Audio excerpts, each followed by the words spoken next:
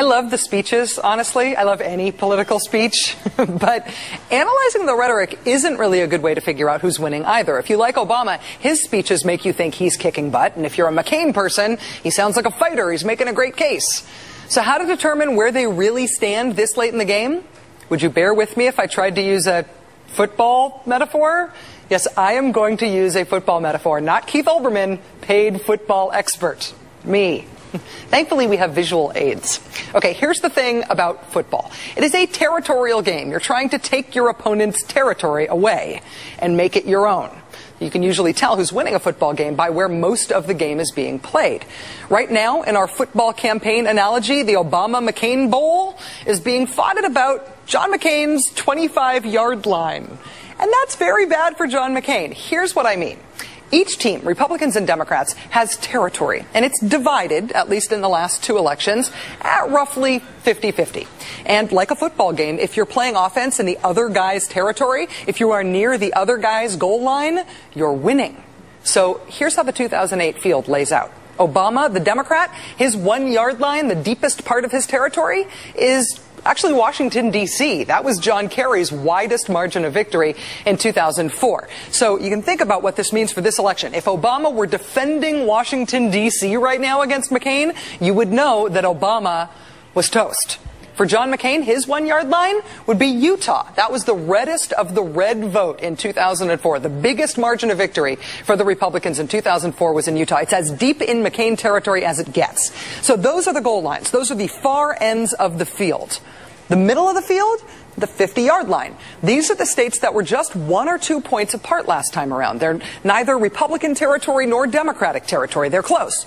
In 2004, these were New Hampshire, Pennsylvania, Wisconsin, Iowa, Ohio, and New Mexico. This is where the game is typically fought. Noses are bloodied, egos are shattered, injuries are sustained. And again, this time around, both sides are battling there at midfield. But this is the part that's important. Here's where it gets grim for John McCain's side.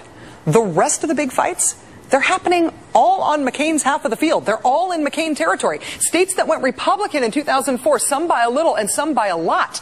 Right around John McCain's metaphorical 40-yard line, states like Florida, Missouri, Virginia. George Bush won all of those fairly handily 4 years ago. Now, you don't want to be fighting on your 40-yard line, but it gets worse, or better, depending on who you're rooting for. North Carolina and West Virginia, they were won even more handily by the Republicans in 2004. They are deeper in McCain territory. McCain is campaigning now in North Carolina, and the Republicans just bought airtime in West Virginia.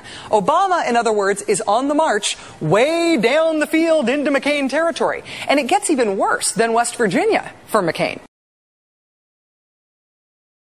And now Montana, where we just learned that the Republicans are being forced to spend fresh money. Montana, a state won by George Bush in 2004 by 20 points.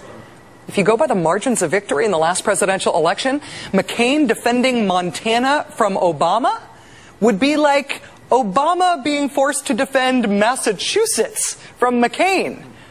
The game is being played on John McCain's end of the field. And even if Barack Obama doesn't win all those red states, even if he doesn't score a touchdown, he is in field goal range. And he is nowhere near having to defend his own goal line. The farthest McCain has pushed into Obama territory is about Obama's 48-yard line, Pennsylvania, a state that went for Kerry by just 2 points in 2004. What's important here is that Pennsylvania doesn't even represent a good shot for McCain. It's his Hail Mary pass. By most calculations, it's his must-have. It's his desperation move for his narrow victory strategy.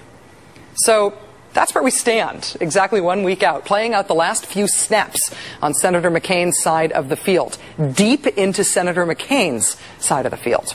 Defense, defense, defense, or D with a fence, D with a fence, D with a fence is not the chant that you want your crowd to take up when you are this far back on your own side of the field with time running out.